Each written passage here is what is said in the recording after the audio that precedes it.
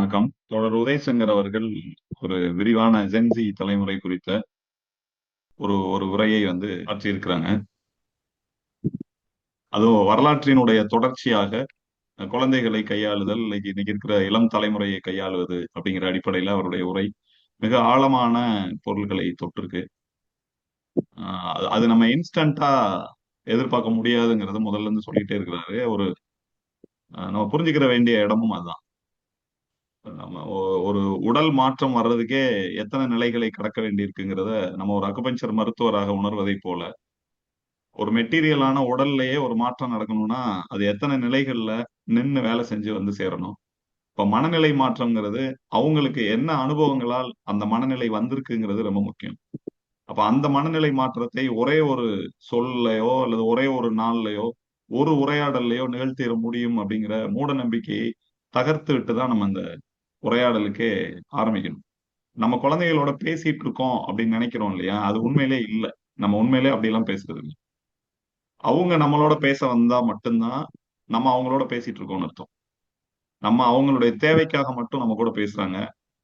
அல்லது நம்ம ஏதாவது கருத்து சொல்ல மட்டும் அவங்களோட பேசுறோம் அப்படின்னா, அது உரையாடல் இல்ல. அது கலந்துரையாடல் இல்ல. அது கமிட்மெண்ட்டுக்காக பேசுறாங்க. ஒரு கட்டாய சூழல்ல இருந்து பேசுறாங்கன்னு அர்த்தம். அதே மாரி தோழர் உதயசங்கர் குறிப்பிட்ட ரொம்ப முக்கியமான ஒரு விஷயம் நம்முடைய ஒரு வகையில் அவங்களுடைய இந்த மனநிலைக்கு நாம் ஒரு முக்கியமான காரணம் அப்படிங்கிறத தோழர் திரும்பி திரும்பி சொன்னாங்க. நானும் அதையே தான் வலியுறுத்த விரும்புறேன்.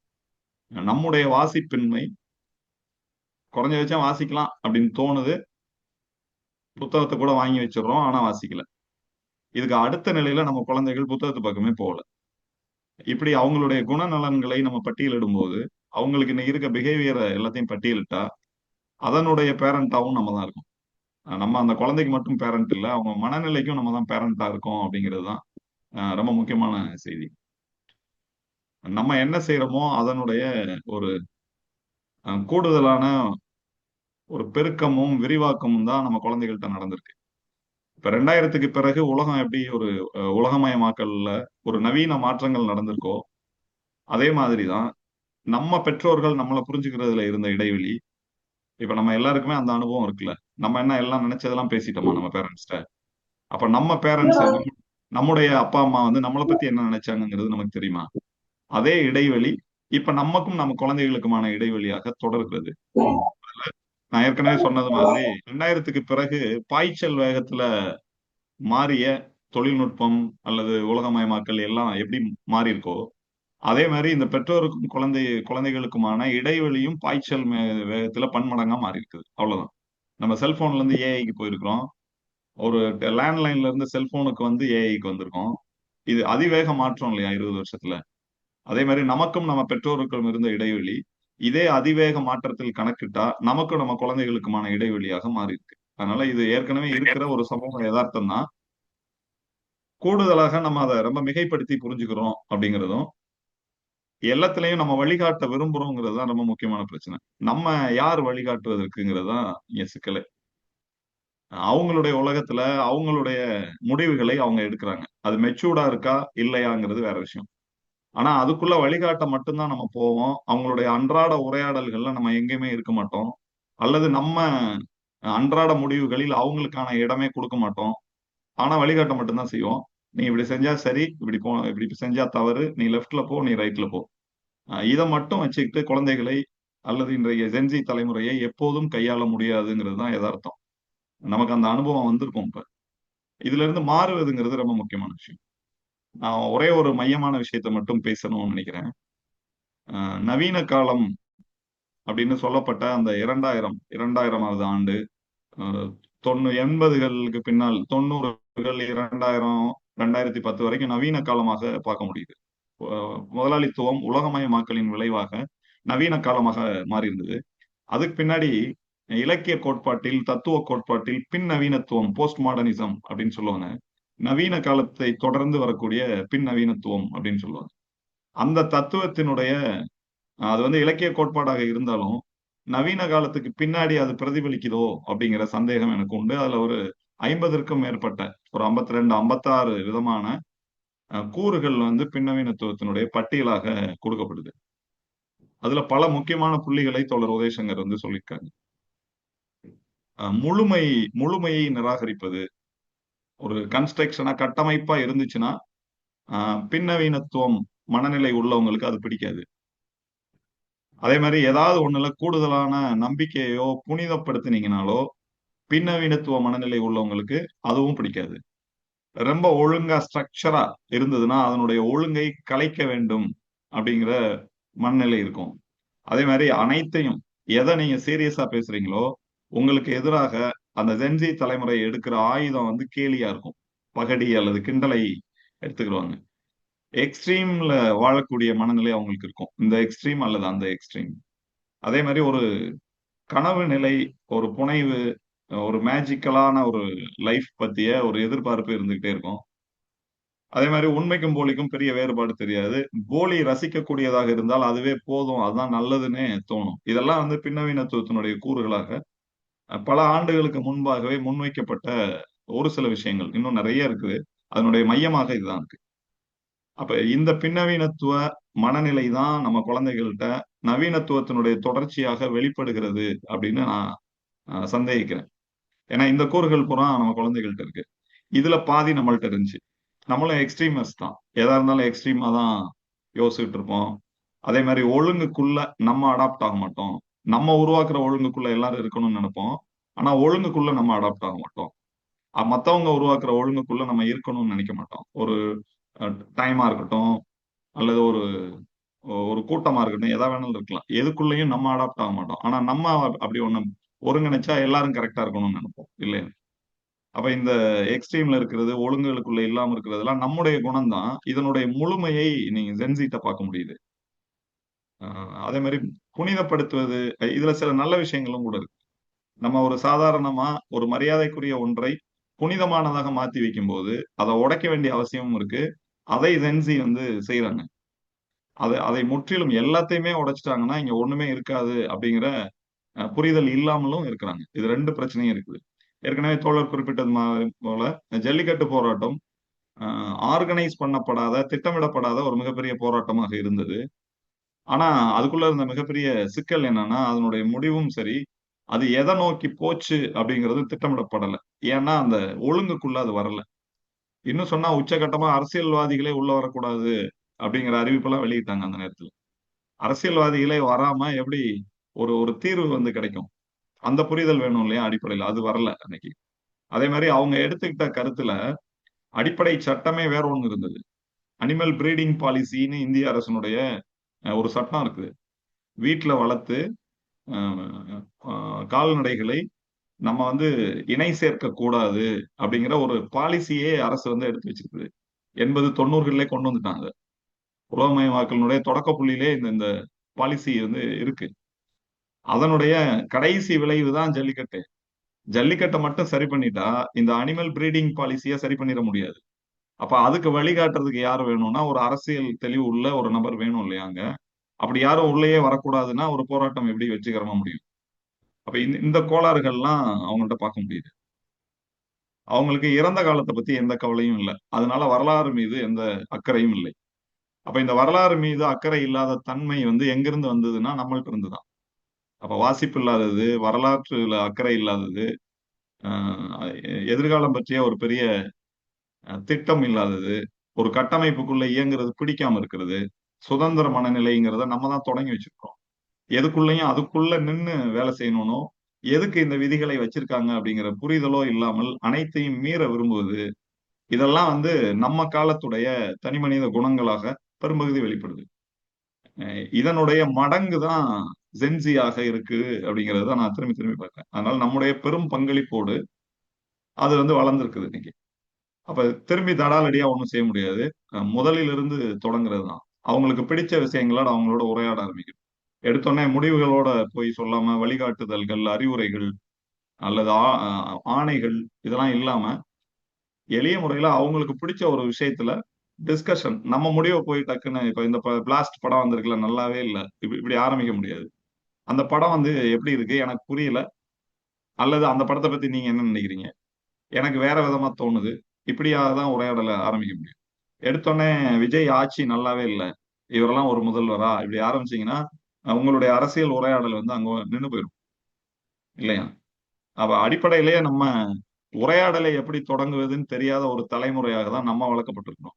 நம்ம வந்து நம்மள அறிவுரைகளால் வளர்த்தாங்க, ஆணைகளால் வளர்த்தாங்க. அதவே நம்ம குழந்தைகள் செய்யணும்னு எதிர்பார்க்கிறோம்ல. அதுதான் நம்ம சைடுல இருக்க மிகப்பெரிய கோளாறு. அவங்க சைடுலயும் சில பிரச்சனைகள் இருக்கு. ஆனா, அது நம்முடைய கலந்துரையாடல் இன்மையினுடைய வெளிப்பாடு தான்ங்கிறத தான் உதயசங்கர் தோழர் திரும்பி திரும்பி ஆழமாக, அழுத்தமாக சொல்லிட்டே இருக்காரு. மாற்றாக வாசிப்பை முன்வைக்கிற ஒரு வித விஷயமும், நம்ம கல்ச்சருக்குள்ள அவங்கள இழுக்க முயற்சி பண்றோம் இல்லையா? இதோட இணைந்து அவங்க கல்ச்சருக்குள்ள நம்ம போலாம். அவங்க செல்போனை அல்லது ஒரு டிஜிட்டல் பிளாட்ஃபார்ம பயன்படுத்தும்போது, அத கத்துத்தாங்கன்னு சொல்லி நம்ம அவங்களோட இணையலாம். நம்ம செய்திகளை எப்படி அவங்க வழியா கொண்டு போக முடியுங்கிறத ஒரு உரையாடலை நடத்தலாம். நம்ம கொண்டு போறோம், இல்ல அத பயன்படுத்துறோமா, இல்லையாங்கிறது வேற விஷயம். ஆனா, அவங்க கத்து தர்றதுல ஆர்வமா இருப்பாங்க. அவங்க இடத்துக்கு நம்ம போணும். நம்ம பொதுவாவே நம்ம இடத்துக்கு அவங்கள வர வைக்கிறது தான் யோசிச்சுட்டே இருக்கோம். அவங்க இடத்துக்கு நம்ம போறதுங்கிறது ரொம்ப முக்கியமான விஷயம். இடம்னு நான் சொல்றது, அவங்க பயன்படுத்துற பொருட்கள், டிஜிட்டல் இந்த இந்த இந்த விஷயங்கள்லாம். நீங்க ஆலோசனை கேட்டு பாருங்களேன். ஓடிடி பிளாட்ஃபார்ம் பத்தியோ, ஏஐ டூல் பத்தியோ, ப்ராம்ப்ட் பத்தியோ ஆலோசனை கேட்டு பாருங்க. அவங்க ரொம்ப துல்லியமான ஆலோசனைகளை இன்னைக்கு இருக்கிற அட்வான்ஸ்டு விஷயங்கள்லாம் அவங்க தெரிஞ்சு வச்சிருக்காங்க. அவங்க படிக்கல. ஆனா கத்துக்கிறாங்க. வேற வேற ஃபார்ம்ல.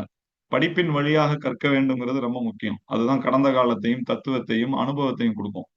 ஆனா அவங்களுக்கு தேவையான விஷயத்த வேற வேற ஃபார்ம்ல லேர்ன் பண்றாங்க. அவங்கள்ட்ட கற்றல் நின்னு போச்சுன்னு மட்டும் நம்ம புரிஞ்சுக்கிற கூடாது. அவங்களுக்கு தேவையானத அவங்க கத்துட்டு இருக்காங்க. ஆனா எது தேவைங்கிறத இந்த உலகமயமாக்கலும், முதலாளித்துவமும் அவங்க மனசுக்குள்ள திணிச்சிருக்கு. எது வந்து பணமாக மாறுமோ, அது மட்டும் தான் தேவையானது அப்படிங்கிறத அவங்க மனசுக்குள்ள வந்து பதிய வச்சிருக்கு. அது அவங்க முதலாளித்துவம் பதிய வச்சிருக்குன்னா, யார் வழியானா, கல்வி வழியா, சமூகம் வழியா, நம்ம வழியா. நம்ம தான் வந்து தோழர் வசந்தா கூட கேட்டாங்க. கடுமையான பாட நெருக்கடி எல்லாம் இருக்குது. இதுக்கு மேல எப்படி நம்ம பேசுறது அப்படின்னு. அந்த பாட நெருக்கடி உள்ள பள்ளியை யார் தேர்வு செய்தது? ஏன் அங்க கொண்டு போய் கோர்த்து விட்டோம் நம்ம? ஒரு எளிமையான பள்ளி கிடைக்கலையா? அவ இந்த எல்லா பின்னணிக்கு இடையிலயும் நம்ம தான் இருக்கோம். ஜென்ஸியினுடைய முகத்த உத்து பார்த்தா நம்ம முகம் தான் தெரியுது. நம்மளுடைய மறுபிறவிகள் தான் அவங்கெல்லாம். நம்ம முன்னாடி நடக்கிறதுனால, இன்னொரு நம்மை நம்மளால தாங்க முடியலங்கிறது தான் விஷயம். அது டபுளா இருக்குங்கிறது தான் முக்கியமான பிரச்சனை. அதனால வாசிப்பின் பக்கம் திருப்புவது, இதோட சேர்ந்து வரலாறு தொடர்பான சில விஷயங்களை அவங்களுக்கு ஈடுபாட வர வைக்கிறது ஒரு முக்கியமான தீர்வாக இருக்கும் அப்படிங்கிறது எனக்கு தோணிட்டே இருக்குது. வரலாறு தெரிஞ்சவங்களுக்கு பொறுப்புணர்வு தானா வந்துருது. வரலாறு தெரியாதவங்க தான் பொறுப்பற்ற நிலையில இருக்கிறாங்க. இந்த ஜென்சியினுடைய மையமான பகுதியாக ரெஸ்பான்சிபிலிட்டி அப்படிங்கிற பொறுப்பு வந்து தேவையா இருக்கு. அந்த பொறுப்பின் வழியா அவங்க சிந்திக்கும் போது எல்லாமே மாறிடும். அது பொறுப்புங்கிறது சுயமாக உணர்ந்த பொறுப்பா இருக்கணும். நம்ம கொண்டு போய் ஆர்டிபிஷியலா திணிச்சதா இருக்கக்கூடாது. அப்படி வரணும்னா அவங்களுக்கு வரலாறு தெரியும். வரலாறுங்கிறது கிமு 212 அப்படின்னு ஆரம்பிச்சு பேசுற ஒரு விஷயம் இல்ல. அப்ப வரலாற்றுக்குள்ள அவங்கள இன்வால்வ் பண்றதுக்கு, அவங்கள ஈடுபடுத்துறதுக்கு என்ன செய்யலாம்? இததான் நம்ம யோசிக்கணும். உதாரணமா அவங்க ஒரு டிஜிட்டல் பிளாட்ஃபார்ம் வச்சிருக்காங்க அப்படின்னா, நம்ம வரலாற்றுல ஒரு சுவாரஸ்யமான செய்தியை எடுத்துட்டு போயி, அந்த டிஜிட்டல் பிளாட்ஃபார்ம்ல எப்படி அத கொண்டு வர்றது? இத ஒரு அனிமேஷனா எனக்கு பண்ணி தர முடியுமா? இப்படி ஒரு சின்ன ஒரு வரி கான்செப்ட்ட அவங்கள செய்ய வைக்கலாம். இது அவங்களுக்காக தான், நமக்காக இல்ல. ஒருவேள அது செஞ்சு சக்சஸ் ஆச்சுன்னா, அத பயன்படுத்திக்கிறவும் செய்யலாம். அது செய்றது மூலமா அவங்களுக்கு சில கேள்விகளை உருவாக்கலாம். கேள்விய நம்ம உருவாக்க முடியாது. நம்ம காட்டுறது மூலமா அவங்களுக்குள்ள உருவாகுற சூழலை உருவாக்கலாம். அப்படி உரையாடல தொடங்குறதுக்கு பயன்படுத்தலாம். அவங்க வாசிப்பு மட்டும் இல்லாம, வரலாறு மீது அவங்கள இன்வால்வ்மென்ட் கொண்டு வரணும். வரலாற்றின் மீதான ஈடுபாடுங்கிறது ரொம்ப ரொம்ப முக்கியம். அது வரலன்னா அவங்களுக்கு பொறுப்பு அப்படிங்கிற பகுதிக்குள்ள போமாட்டாங்க. அப்ப எல்லாத்துக்குள்ளயும் அவங்கள ஈடுபடுத்துறதுங்கிறது ரொம்ப அடிப்படையான விஷயம்னு நினைக்கிறேன். அவங்கள இன்வால்வ் பண்ணணும். குடும்பம் அப்படிங்கிற ஒரு விஷயத்துல முடிவு எடுக்கிறோம்னா, அவங்கள உட்கார்ந்து ஒரு மனுஷனா மதிச்சு, அ ஒரு ஒரு குடும்பமா உட்கார்ந்து பேசி, முடிவ முதல்ல சொல்லாம, அவங்க வழியா முடிவெடுக்கிற மாரியான ஒரு கலந்துரையாடல்ங்கிறது நம்ம குடும்ப அமைப்புகள்ல இல்ல. அது எல்லா விஷயத்திலயும் சின்ன சின்ன விஷயங்கள் அவங்க சம்பந்தப்பட்டத மட்டும் அவங்கள்ட்ட பேசுறதுக்கு பேர் கலந்துரையாடல் இல்ல. மொத்த குடும்பம் தொடர்பான விஷயங்களை அவங்களோடு கலந்துரையாடுவதற்கு பேர் தான் கலந்துரையாடல். அப்பதான் அவங்க வந்து நமக்கும் இந்த குடும்பத்துல ஒரு உரிமை இருக்கு. நம்மள்ட்டயும் கேட்கறாய்ங்க அப்படிங்கிற இது வரும்போது, அவங்க தொடர்பான விஷயத்த நம்மளோட கலந்துரையாட முயற்சி செய்வாங்க. இப்ப கலந்துரையாடல்ங்கிறது தான் நம்முடைய தோழர் தமிழ்ச்செல்வன், உதயசங்கர் தோழர்கள் தொடர்ந்து வலியுறுத்தி வருகிற விஷயம். ரொம்ப கருத்தியலாவே அத வச்சுக்கிட்டே இருக்குமே தவிர, அத நடைமுறையில நம்ம கொண்டு வரல. அப்ப இந்த கலந்துரையாடல் வாசிப்போடு சேர்ந்து, வரலாற்றின் மீதான ஆர்வத்தை ஏதாவது ஒரு ஃபார்ம்ல நம்ம தான் டிசைனா யோசிக்கணும். எப்படியாவது அந்த வடிவத்தை உருவாக்கணும். ஒரு பழைய நாணயத்தை கொடுத்து இது இது எந்த காலத்து நாணயம், யார் வச்சிருந்ததுன்னு கண்டுபிடின்னு கொடுக்கலாம். சுவாரஸ்யத்தை இன்னைக்கு நவீனமா வந்திருக்க திரைப்படங்கள்ல இருக்க கேரக்டரை எடுத்துக்கிட்டு வரலாற்றில் நடந்த ஒரு சம்பவத்தை சொல்லலாம். இன்னைக்கு வந்திருக்கிற இப்போ உதாரணமா கன்னித்தீவு வந்துட்டு இருக்கு. வரலாறு இல்லாத கதை தான், ஆனாலும் ஒரு 50 வருஷமா வந்துட்டு இருக்கு இல்லையா? கன்னித்தீவுன்னு தினத்தந்தியில. இங்க யார் படிக்கிறாங்க அத? ஆனா அமெரிக்காவுல ஒன் பீஸ் அப்படிங்கிற ஒரு ஒரு தொடர் கதை, சித்திரக்கதை வெளிவந்து அது நாவலாக வந்து இன்னைக்கு வரைக்கும் வந்துகிட்டே இருக்கு. அதுல ஏராளமான திரைப்படங்கள் வந்துருச்சு. வெப் சீரிஸ் கொண்டு வந்துட்டான். 2 2 சீசன் வந்துருச்சு. 20 எபிசோட்ஸ் வந்துருச்சு. அவ்வளவு சுவாரஸ்யமா அத கொண்டு போறாங்க. அத உட்கார்ந்து செஞ்சு பார்க்குறாங்க. அப்ப பார்க்கும்போது நம்ம சொல்லலாம், இதோட அடுத்த சாப்டர் என்னன்னு எனக்கு தெரியும். ஏன்னா, அத ஒரு ரைட்டர் எழுதியிருக்காரு. நீ பார்த்துட்டு இருக்கிறது புதுசு இல்ல, ரொம்ப பழசு. இது 95ல எழுதிட்டாய்ங்க. அதனுடைய கிட்டத்தட்ட 42வது பகுதிய இப்ப எழுதிட்டு இருக்காரு அதே எழுத்தாளர். 80ல துவங்குன அந்த ஒன் பீஸ்ங்கிற நாவல் இன்னும் முடியல. அமெரிக்கால சுவாரஸ்யமா ஜென்ஸி வரைக்கும் கவர் பண்ண முடியுது அந்த கன்னித்தீவ. இங்க கன்னித்தீவ சமகாலத்துல வாசிக்காத புறக்கணிச்சு, இன்னைக்கு யாருமே அத பார்க்கறது இல்ல. இல்ல அச்சு ஊடகத்துல. இதுதான் வித்தியாசம். இங்க வாசிப்பின்மையால் ஒரு சாதாரண விஷயத்த நம்ம புறக்கணிச்சோம். நம்ம குழந்தைகள் அந்த பக்கம் திரும்பியே பார்க்கல. அமெரிக்கால அதே காலத்துல எழுதப்பட்ட ஒரு தொடர்கதை இன்னைக்கு வரைக்கும் தொடருது. அது வெப் சீரிஸா மாறி இருக்கு. ஹாலிவுட் திரைப்படங்களா வந்துருச்சு. அதே மாரி இன்னைக்கு வந்திருக்கக்கூடிய படங்கள் சில கேரக்டர எடுத்தீங்கன்னா, அது வரலாற்றுல இருந்து கிரேக்க வரலாற்றுல இருந்தோ, ஏதோ ஒரு காமிக்ஸ்ல இருந்தோ எடுத்து பண்ணுவான். அப்ப இது காமிக்ஸா இருக்குன்னு சொல்லி அந்த புத்தகத்த வாங்கி அவங்கள்ட்ட குடுத்தீங்கன்னா படிச்சுருவாங்க. ஏன்னா இந்த கதையினுடைய தொடர்ச்சி அதுல இருக்கும் இல்லையா? அப்ப அவங்களோட இணைவதற்கான தோழர் உதயசங்கர் சொன்னதைப் போல கதவுகளை, சரியான கதவுகளை கண்டுபிடிப்பது. டயக்னோசிஸ் ரொம்ப முக்கியம். அப்புறம் தானே சிகிச்சை. நம்ம நேரடியா அலோபதி மாரி ஒரு பெயின் கில்லர் ஊசிய தூக்கிக்கிட்டு அலைஞ்சுகிட்டே இருக்கோம். முடிவு அப்படிங்கிற ஒரு ஊசி. இந்த பிரச்சனைய இப்படியே ஒரே தடவ ஒரு இன்ஜெக்ஷன போட்டு ஃபுல்லா சால்வ் பண்ணி விட்டுறணும். இன்னைக்கோட இத முடிச்சுருவோம். அப்படிங்கிற அந்த அலோபதி மனநிலை வந்து எல்லா பெற்றோர்களுக்கும் இருக்கு. அப்படி இல்லாம சரியான கதவை கண்டுபிடிக்கிற டயக்னோசிஸ் தேவையா இருக்குது. நம்ம குழந்தைக்கு என்ன பிடிக்கும்னு நமக்கு தெரியுமா? அவங்களுடைய ஹேண்ட் ரைட்டிங்க நீங்க பார்த்திருக்கீங்களா? அவங்க நோட்டுகள்ல. அவங்கள எழுத வச்சு நீங்க சொல்லி அவங்கள எழுத வச்சிருக்கீங்களா? அல்லது உங்களுக்கு அவங்க ஒரு கடிதம் எழுதியிருக்கிறாங்களா? அல்லது அவங்க தாத்தாவுக்கோ, பாட்டிக்கோ ஒரு கடிதம் எழுதி, அல்லது அவங்க நண்பருக்கோ, தலைமை ஆசிரியருக்கோ, ஆசிரியருக்கோ, ஒரு வேற பள்ளிக்கு மாற்றலாகி போன மாணவனுக்கோ ஒரு கடிதம் எழுத சொல்லியிருக்கீங்களா? இப்ப இந்த குறைந்தபட்ச உரையாடல்கள் வந்து ரொம்ப, ரொம்ப, ரொம்ப முக்கியமானதா இருக்கு. அவங்க முக்கியம்னு நினைக்கிற எல்லாத்தையும் நம்ம பெற்றோர் மனநிலையிலிருந்து அது ஒண்ணுக்கும் ஆகாதது அப்படின்னும், நம்ம முக்கியம்னு நினைக்கிற பல விஷயங்கள இது பூரா போரிங் அப்படின்னு அவங்களும் அப்படி ஒரு பெரிய இடைவெளி வந்து நமக்குள்ள வந்திருக்குது. அந்த இடைவெளியை களைவதற்கான முயற்சி தான் அந்த ஜென்ஸிய நம்ம புரிஞ்சுக்கிறது. அதுக்கப்புறம் தான் மாற்றம் பத்தி நம்ம யோசிக்க முடியும். என்னால முதல்ல எடுத்தோனே மாற்றம், ஒரு பட்டன அழுத்தி கம்ப்யூட்டர்ல டெலீட் பண்ற மாரி எதையும் பண்ணிற முடியாது. அதற்கான கலந்துரையாடலை இப்போ தொடங்கி இருக்கிறோம். இன்னும் சில மாதங்கள் கழித்து என்ன செய்யலாம்ங்கிற ஒரு கூட்டு ஆலோசனையை கூட நம்ம நேரடியாக பல தோழர்களை ஒருங்கிணைத்து பேசலாம். நம்ம என்ன செய்யலாம்? ஒரு செயல் திட்டமாக மாத்த முடியுமா? நம்ம குடும்பங்கள்ல அத என்ன வகையில அந்த கலந்துரையாடலை தொடங்க முடியும்? இது பெருசாயிட்டாங்க, வயசாயிருச்சுங்கிறதெல்லாம் இல்ல. அதெல்லாம் தாண்டி அவங்க பூராமே தியரிட்டிக்கல். எனக்கு தெரிஞ்சு அவங்க தியரிட்டிக்கலா இருக்கிறாங்க. அவங்க ஒரு கற்பனை உலகத்துல இருக்கிறாங்க. நடைமுறை வாழ்க்கையில அந்த பிரச்சனையை சந்திக்கும்போது நம்மள்ட்ட கண்டிப்பா வருவாங்க. அந்த இடத்துக்காக வெயிட் பண்ணுங்க. அதுக்கு முன்னாடியே அட்வைஸ் குடுத்துட்டே இருக்காதீங்க. அவங்க தியரிய வந்து ஒருவேள அவங்க தியரியே உண்மையாயிருச்சுன்னா, நம்மளும் சந்தோஷம் அடையலாம். அவங்க நெனச்ச மாரியே லைஃப் போகுது, பிரச்சனை இல்ல. எல்லாத்தையும் ஈஸியா எடுத்துக்கிறாங்கன்னா, ரொம்ப நல்ல விஷயம் தானே! பிரச்சனைய எதிர்கொள்ள முடியலன்னா, அப்ப நம்ம போய் பின்னாடி நிப்போம். என்ன முடிவு வேணாலும் எடு, நாம பார்த்துக்குருவோம். அப்படின்னு சொல்ற ஒரு பெற்றோர்களாக நம்ம கூட இருக்கும்போது, இந்த இணைப்பு வந்து தானே நடந்துரும். இணைப்புனா நம்மளும் ஜென்ஸியா மாறிட முடியாது. அது வந்து ரொம்ப பெரிய பேராசை. குழந்தைகளோட குழந்தைகளாக நம்ம நண்பர்களாக இருக்கிறோம் அப்படிங்கிற அந்த போலித்தனமான நான் வந்து ஃப்ரெண்ட்லி பேரண்டா தான் இருக்க முடியும். ஃப்ரெண்டாலாம் இருக்க முடியாது. ஃப்ரெண்டுன்னு பெற்றோர்கள் சொல்றது வந்து, அவங்களுடைய ரகசியங்களை அறிவதற்கான ஒரு சீக்ரெட் ஃபார்முலா. அப்படி பொய் சொல்லி நம்ம அவங்க ரகசியங்கள அறிய தான் முயற்சி பண்றோமே தவிர, ஃப்ரெண்டுகளுக்குள்ள என்ன பேசிக்கிருவாங்கன்னு நமக்கு தெரியுமா? நம்ம பேசுவோமா ஒரு ஃப்ரெண்ட் மாரி அவங்கள்ட்ட? நம்ம ஒரு ஃப்ரெண்ட்லி பேரண்ட்ங்கிறது தான் சரியா இருக்கும். மத்தபடி ஃப்ரெண்டெல்லாம் ஆக முடியாது. அந்த போலி வேடம் போட்டெல்லாம் அவங்க ரகசியத்தை கண்டுபிடிச்சிடுறது, அவங்கள மாத்திர்றது, சரியான வழிக்கு கொண்டு போறது, அப்படி உலக மீட்பராக நம்ம பெற்றோர்கள் நம்மள கருதிக்கிற வேண்டியது இல்ல. அப்ப அந்த கலந்துரையாடலை உருவாக்குவது, செயல் திட்டத்தை உருவாக்குவது அப்படின்னு ஒரு ஆக்கப்பூர்வமான விஷயத்த நோக்கி நகரலாம் நம்ம. நம்ம முதல் கட்டமாக இப்ப பேசியிருக்கோம். அவங்கள புரிந்து கொள்வது அப்படிங்கிறத பேச ஆரம்பிச்சிருக்கோம். அடுத்த கட்டமாக சின்ன சின்ன உத்திகளை நம்ம கண்டுபிடிக்கலாம். தோழர் உதயசங்கர், களத்துல வேலை செய்யற சிறார் அஹ், எழுத்தாளர்கள், இன்னும் பல தோழர்களை இணைச்சிக்கிட்டு அவங்கள பேச விட்டு நம்ம கேட்கலாம். இடையில இடையில அவங்கள்ட்ட கேள்வி கேட்கலாம். என்ன குடும்பங்களுக்குள்ள இந்த உத்திகளை எப்படி கொண்டு வரலாம், கல்லூரி மாணவர்களை எப்படி, என்ன மாதிரியான விஷயங்கள் மூலமா கலந்துரையாடலை தொடங்க முடியுது, அப்படியான காங்கிரீட்டான சில செயல் திட்டங்களை நம்ம உருவாக்குவதுதான் இதை அடுத்த கட்டத்துக்கு எடுத்துட்டு போகும். வழக்கம் போல பேசிட்டு அப்படியே கலைஞ்சு மறுபடியும் கொஞ்ச நாள் கழிச்சு திருப்பி அதே தலைப்புல பேசுவதுங்கிறது அடுத்த ஆல்பா வர்ற வரையும் நம்ம பேசிக்கிட்டே தான் இருக்க வேண்டியிருக்கும். அது ஒரு பெரிய இடைவெளியா இருக்கும். இது ஆல்பா வந்ததுக்கு அப்புறம் ஜென்சியே பரவாயில்ல அப்படின்னு நம்மளே சொல்ல ஆரம்பிச்சிருப்போம். அப்ப ஜென்சிக்கும் ஆல்பாவுக்கு இடையில வேற விதமான இடைவெளி உருவாயிருக்கும். அப்ப இது தியரியை பிரேக் பண்ணி அதை ஒரு செயலாக மாற்றுவதற்குரிய செயல் திட்டத்தை நோக்கி நம்ம தமிழ்நாடு சிறார் எழுத்தாளர் கலைஞர்கள் சங்க தோழர்கள் நிறைய இருக்கிறாங்க. கள செயல்பாட்டாளர்கள் இருக்காங்க. நம்ம நம்ம குழந்தைகளை மட்டும்தான் தெரியும். அந்த கள செயல்பாட்டாளர்கள் இருக்கு. அந்த வயதொத்த பல குழந்தைகளோடு பழகிய அனுபவம் இருக்கு. அவங்க எல்லாம் இணைச்சிக்கிட்டு ஒரு ஒரு புதிய செயல் திட்டத்தை நோக்கி நகரலாம். நகர்வதற்கு இந்த சந்திப்பு ஒரு ஆரம்ப புள்ளியாக இருக்கிறது அப்படின்னு நான் நம்புறேன்.